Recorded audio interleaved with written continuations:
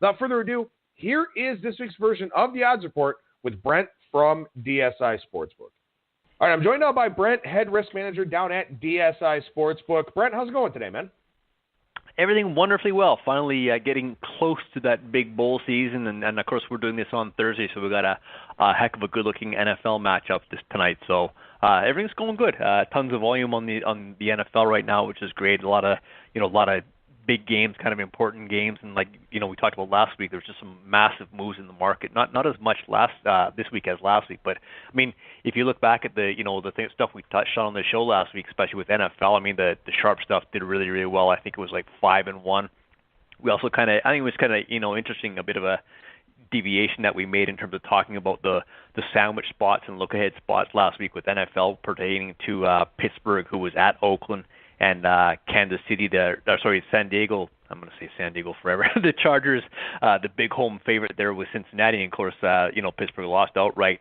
Those two teams, of course, played each other, the Chargers and the Steelers.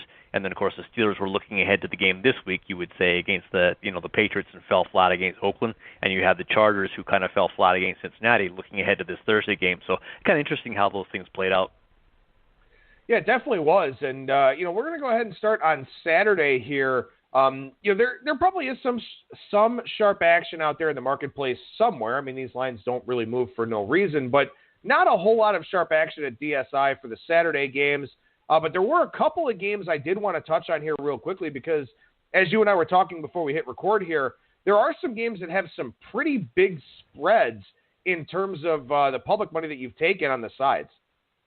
Yeah, and the thing, too, is you talk about, moving action and stuff like that, and I think, everyone kind of assumes that, as a general rule, the market is, made up of sharp bettors in terms of the moves. I mean, you look at a guy who constantly beats the number, he's probably going to win long term. So that is, very, very, relevant. But still, that's not to say that every single move in the market is driven by sharp money, because the sharps simply don't bet every single game. They're a very disciplined group. I mean, you've got very different kind of disciplines in terms of how they analyze games and stuff like that. And some guys just might not bet a game. You might not see sharp guys on every single game. So when you do take public money one-sided on a game, you kind of see them. Do you just sit there and not react to it, and you wait for the sharp money? But then again, what if the sharp money doesn't come in and you get buried by public money? So regardless, you're still moving on the action that you get, and you see that with the first game here, the 201 we have here with North Texas and Utah State. The line move, Utah State open around 9.5 and 10,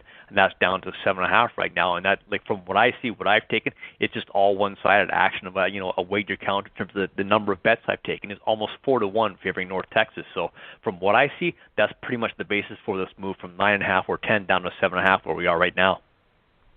And then there's one more game that's taken pretty significant amount of public action, one-sided here. Game 207-208, Eastern Michigan and Georgia Southern. Yeah, Eastern Michigan, Georgia Southern is, again, you're talking about these games that are, not the most marquee games. And this early in bowl season, you get matchups that maybe aren't as attractive. But, Georgia Southern opened up as a pick'em, and it's all the way up to 3. And, I'd love to say, there's sharp money that drove that all the way to where we are right now. But it just hasn't been that way. I mean, we open a pick just like everybody else, and my wager count is just massively one-sided, 8-1 favoring Georgia Southern. That's just a huge, huge count. Now, could you say, public money is going to just, bury this game? This is a great game for the public. Well, I can't say that, but what I can say from what I've seen so far is just all public money so far. So, I mean, that's a massive wager count, 8-1, and it's all one-sided pretty much on Georgia Southern. All right, so let's take a look at the games that have gotten some sharp action here. And, of course, we may have to revisit we won't be able to revisit this first one on next Thursday's segment, but we may have to revisit some of these games as we go forward here. This is the Bad Boy Mowers Gasparilla Bowl in Tampa, Florida. Game 215-216. Marshall takes on South Florida. What's going on here, Brent? Yeah, it's funny, these bowl names that they keep coming up with, these new names from and stuff like that, and I don't know, I find them amusing sometimes, like the First Responder Bowl, the Quick Lane Bowl, the Cheez-It Bowl, the Potato Bowl. What do we got here? Marshall, yeah, I got Marshall just one side as well. The wager count there is, not as dramatic as the earlier ones we talked about, but Marshall does have a wager count favoring them of about 3-1. A wager count, their way is kind of, not surprising, I guess, in terms of how they close things out. South Florida obviously didn't close very well to the season. They closed it out 0-5, after starting 7-0. So I've got a wager count 3-1 favoring Marshall, and unfortunately I have sharp money the same way. The sharp guys came in on -2 and just kind of trended up since then. Marshall money with the public there, but the sharp money did grab that first number. Even at 3, I'm still getting public money on Marshall -3. So you don't want to have to go off the number 3. Right now, from what I see in the market, we'll probably get away with just sitting on 3. Right now, I do see some 3 dog 15s out there. So unless everyone catches up with me, we'll probably be okay sitting at the 3. But sharps were on Marshall -2, and public has tailed them as well. Like I said, a wager count almost 3-1 favoring Marshall. Again, it could just be fading South Florida after how they close the second half of the season. Yeah, you mentioned South Florida with the 5 straight losses, and also too, one of the most appealing things about bowl games and being a college football player and going to a bowl game is having an experience, going to see something, traveling somewhere, going someplace that you wouldn't otherwise go. Well, South Florida's playing this game in their own home stadium. So nothing new, nothing feels different, anything like that. And even with being at home, they're a dog in the bowl game, which was kind of telling in and of itself. And it does feel like their home field advantage has definitely been cut down for this bowl game as well. Yeah, I think that holds true even with when you get, just by, quirks of the layout and stuff like that, where you get teams who've already played each other during the season, meeting each other, in a bowl. It's just it's just not as appealing as, I think part of the attraction with all these bowls that they have, and then there is obviously a ton of them, just seeing these teams who just never, ever, seem to match up during the regular season. I think that's part of the appeal of bowl season. All right, so we'll move one day forward here. Both of these games on Friday, December 21st, do have some noticeable sharp action to them. We'll start in the Bahamas, which sounds like a great place to be. I mean, maybe not so much for you, but for me, living in a cold weather city. Game 217-218, FIU and Toledo. Sharp action for this game. Yeah, if you're going to go somewhere for a bowl game, I guess the Bahamas probably, you could do a lot worse than the Bahamas. This line has gone down from 6.5. Toledo, the favorite here, down to 5 where we are right now. Sharp money again. Almost always talking about sharp money grabbing the best of the opening number. This game opened 6.5, and that's where I got sharp money on Florida International, the dog, plus the 6.5. Unfortunately, I also have a wager count favoring Florida International as well, so I got public money with Florida International, but the first strike, of course, was the sharp money plus 6.5, down to 5 where we are right now. Total here is ticked up just 2 points, but just nothing of note there. No sharp money involved on the total, just a side. All right, so we'll go to the Potato Bowl in Boise, Idaho, and I mean, I've never been to Boise, but I would imagine that, on December 21st, you'd probably rather be in the Bahamas than be in Boise, Idaho. But BYU and Western Michigan here in game 219-220.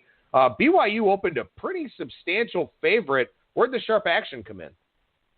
Yeah, this is one of those games where, you expect public money to come in on BYU. I think it's just a perception that, them being, from a stronger conference and stuff like that. But Western Michigan's one of those teams who, they typically are involved in higher scoring games and putting up a decent amount of points. So I think, the value here is where the sharp money did come in at plus 12.5. We did come down to 12, and it's kind of just sitting around 12 right now. And again, 12.5 and 12 is not a real big move at all. I do have a wager count about 2-1 favoring BYU, so I am getting slightly more public money with the favorite BYU, which is not surprising.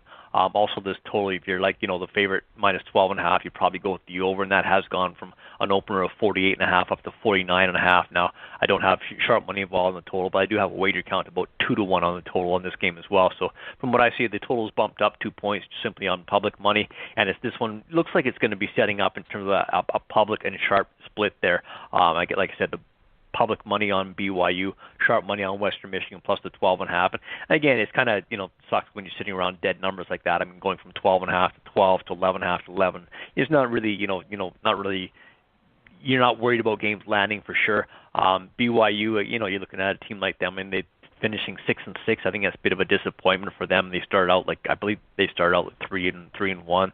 They had a big win against Wisconsin. It's kind of a bit downhill from there. So, these bowl games, it is interesting sometimes. I mean, BYU, like you wonder, how focused are they going to be? How happy are they going to be sitting there in Boise playing this game where they're 12.5-point favorite against Western Michigan? So motivation always becomes a factor in these games, but it's really tough to handicap that kind of stuff. Aside from like we talked about sandwich games and stuff like that, but you just never know if and when they're going to happen. Now, for you as a risk manager, I mean, this game, as we're talking here, I don't know when you got the sharp action, but at least as we're talking here, that game is still 8 days away. So in terms of managing risk here, where you may get sharp action the other way, you may get, some public action to balance it out, how do you determine how far you want to move the number? A lot of it depends on what the number is as well. Again, we're sitting here at minus 12 right now, and the market basically kind of is a guide for us. We're looking out there right now, and basically everyone right now is 12. I see some like 12.5, dog 15 and stuff like that, which I don't know, just seems kind of silly to me to use juice on a number like 12.5. So you do kind of just look at how the money is coming in terms of the public and where they're going. Again, if a sharp guy like the dog there at 12.5, you probably figure that another sharp might take it again at 12. But again, we talked about before in previous shows that you've got different kind of handicapping philosophies from your sharp guys, whether they're analytics guys, whether they're informational guys or situational guys, matchup guys, all that kind of stuff. So, different strokes for different folks, and people might be lurking out there as well to see how low this number goes or how high it goes before they strike again. So you just basically got to move on your action, right as it comes in, and obviously respect the market.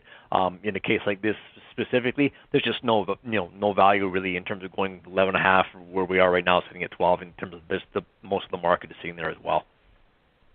All right, let's transition over to the NFL side here for Week 15. We got some Saturday games to consider. One of them getting some sharp involvement here. That's game 303, 304.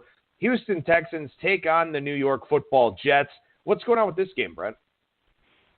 Yeah, again, this is a bit of an ugly matchup, it seems to be, at least on paper. It's not a great matchup. There seems to be obviously a big discrepancy between these teams. Looking at the Houston Texans on the road here, the line opened 7. It's kind of dipped down just a little bit in terms of the juice. We're sitting at 7 dog 15 right now, and even though I've got a wager count of about 2-1 favoring the Texans, so the line has dropped just a little bit. But my money is coming, in on Houston, which probably is no surprise. But the sharp money on this one did come in on the total, and could be just kind of reflection of how strong the Houston defense is and how poor the Jets offense is. So no surprise perhaps that it came on the under 42.5. So sharp money under 42.5. We're down to 41.5 right now. Not a whole lot of public money involved in this game. I do have a wager count about 2-1 favoring the under, but not nothing substantial. So no surprise perhaps in terms of the Jets offense and the Houston defense. This one got hit under. All right, so we'll move on to Sunday here, and we'll hit the first game on the board for Sunday, game 307, 308, Miami and Minnesota. Not a particularly easy game to handicap here, I don't think. Miami off of that miracle win. Minnesota now stepping down in class a little bit, but they haven't looked good the last few weeks. What's going on with this one, Brent? Yeah, it's interesting when you say stepping down in class, and I think that's kind of a reflection of just the perception of these teams, and I think that kind of plays a factor in terms of this line and where it is. The perception is that it's a step down for Minnesota. They should be the better team. Yet Miami's sitting there 7-6, and Minnesota is 6-1. So it's like Miami actually has the better record. And I just think, like in recent weeks, the perception of Minnesota has dropped so low. That you're just getting value on them, and like case like the Monday Night Football game against Seattle. The final score there I think was like 24-7 or something to that effect. On paper it looks like Seattle really had their way with Minnesota. If you looked at the game stats and stuff like that, it was a very close game. Russell Wilson was 10 out of 20, had like 75 yards or something like that, no touchdowns and an interception. Minnesota really played quite well, but the fact they lost, I think it was like 21-7, I guess it was. You just kind of I just think the perception of the Vikings right now is so low that what I'm finding here is that a good spot for me, and that I've got a wager count almost 2-1 favoring Miami. So you got all that, the kind of the emotion, I guess you want to call it, after the big win on that, kind of the freak play to end the game over New England. So I've got a line going up on Minnesota from -7 to 7.5 because of the sharp money that came in at -7. Yet my wager count, like I said, is almost 3-1 favoring the Vikings. So this is a good public and sharp split for us. And again, I try not to get too involved in terms of the psyche of things, but I just look at Minnesota as a team who just the public is really, really down on. Yeah, and those are always interesting teams, too, especially when you talk about a favorite of this magnitude here in this game against the Miami team that just beat New England. And you would certainly expect a little bit on there from the Dolphins in that one. How about game 311, 312? Tampa Bay taking on Baltimore, the total drawing some sharp investment here.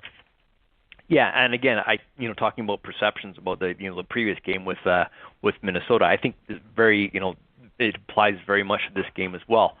Just right off the bat, I'll let the cat out of the bag. Now, we do have sharp money on the under this one. So under 47.5 is where the sharp money came. We're sitting at 46.5 right now.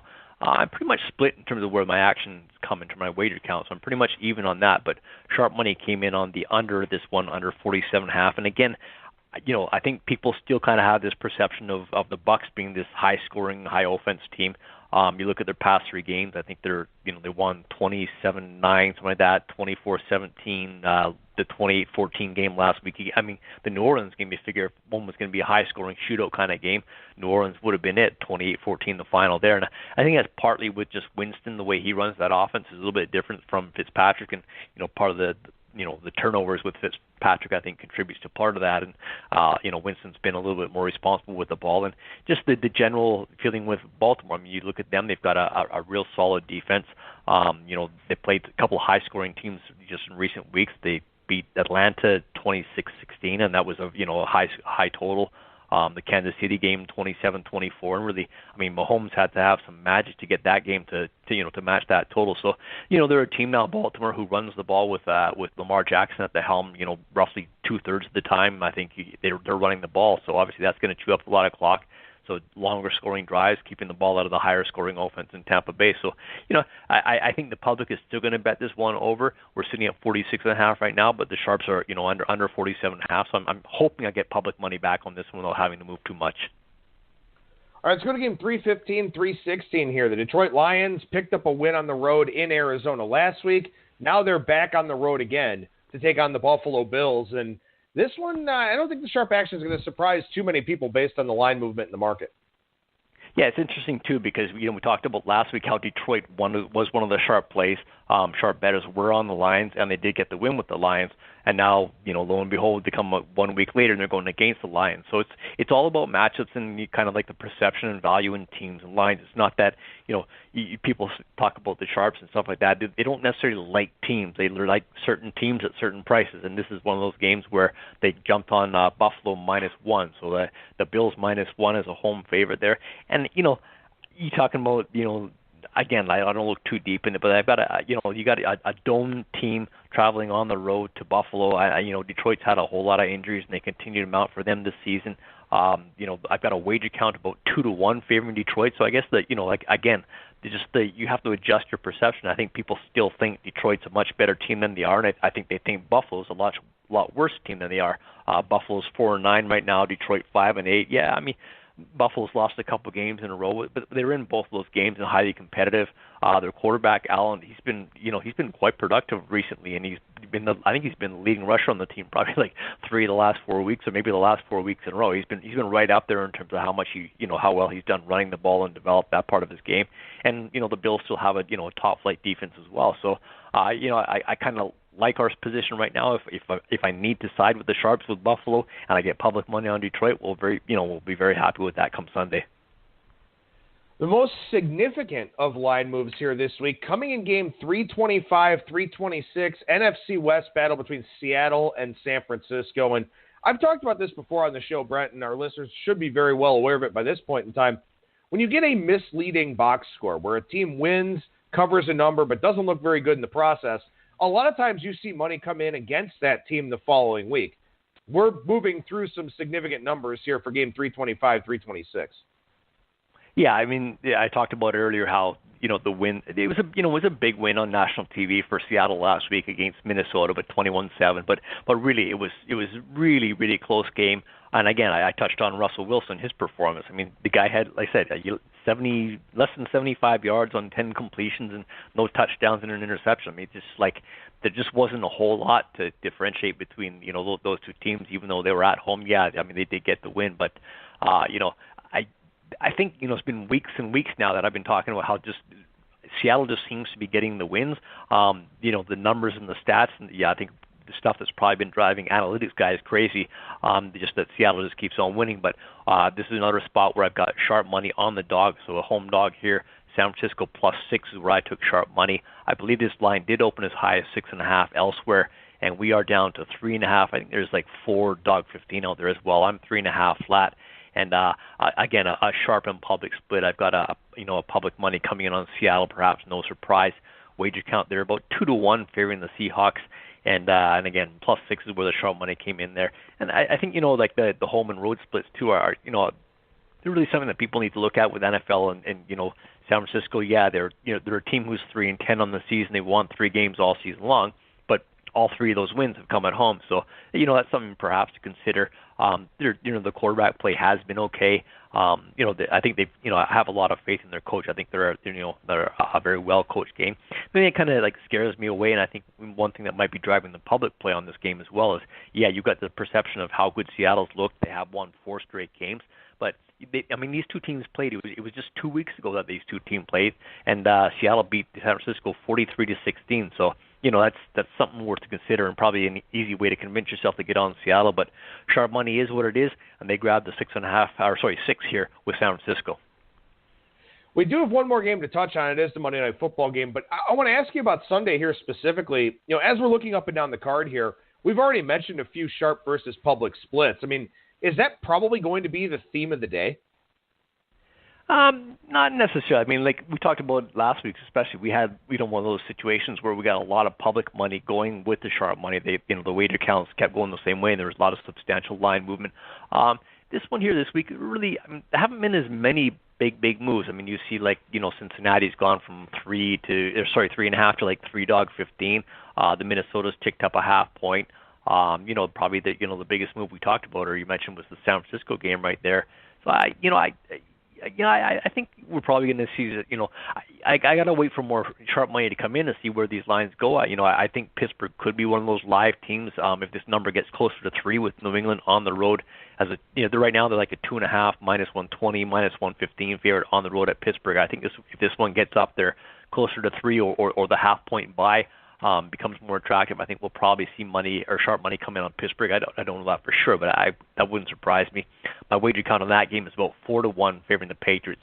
It's interesting, like when the Patriots lose the game the way they did, everyone's kind of just kind of shrugs it off. Whereas with Pittsburgh, they're kind of sour on Pittsburgh this week. So I wouldn't be surprised if that one kind of went that way. Jacksonville, Washington is another one that I wouldn't be surprised if at some point money came in on Washington. I mean, you get to a point where Jacksonville right now is a 7.5 point favorite versus Washington. And just like Jacksonville's just obviously just not that good of a team, and I think motivation is a big issue for them too. I mean, do they really care? Have they kind of thrown their season away? Which their season is obviously lost, and they had such high expectations. So those are a couple of games that I think I would look out for. Also, kind of strange looking favorite to me is the Giants in Tennessee. Now the Giants really line hasn't moved much at all. Giants -2 as a home favorite to Tennessee, but for weeks and weeks and weeks to start this season, everyone was just trashing on the Giants, how they're just going to tank and not going to win. Well, not that they weren't going to win a game all season, but they were just kind of lining up for a draft pick, and now people seem to have a whole bunch of respect for the Giants. And other than that, the star running back and the good wide receivers they have, I just don't see much in this team that that's when I would look out for in terms of the Titans line coming down. All right, so we'll talk about that Monday Night Football game here in New Orleans and Carolina. Saints on the road laying a big number, and the Saints just lay big numbers week in and week out at this point. What's the story with this game, Brent? Where are you finding sharp action? Yeah, the total on this one has moved quite a bit, and it was sharp money that came in, on the under of this one. And again, I kind of like when we get under money in games involving the Saints, because usually you get public money all over the Saints. And again, the fact that it's the Monday night game pretty much assures that I'm going to get over money. So under 53.5 is where I got sharp money on this one. I'm sitting at 51.5. There's like a 51 out there. There's a 52 out there as well. So I get a feeling by my wager count. It's only 2-1 favoring the over, but it's kind of an early indication that the public is probably going to bet this game over, and that'll be a good spot for us if we get to go against the Sharps on this one. And again, I've been talking a lot in this show about the perception and stuff like that, and I think you still kind of get that perception of New Orleans as being this high-scoring offense and not a very good defense, but their defense is quite solid this year. They've got 2 solid running backs as well, which help eat up the clock and stuff like that. So, New Orleans is one of those teams. I think the perception kind of it lasts like an entire season long. Your kind of expectation that you go in at the start of the season, it kind of carries through for much of the season. I think that's kind of one of those things consistently with them, especially because they keep winning games. So, Saints under 53.5. We're down to 51.5 right now, despite the fact I got more bets over. So it's looking like a sharp and public split for us. Brent, the head risk manager down at DSI Sportsbook on this week's version of the Odds Report. Appreciate your time as always, sir. Thank you so much for joining us, and we'll talk to you again next week. Thank you, Adam. Have a great weekend.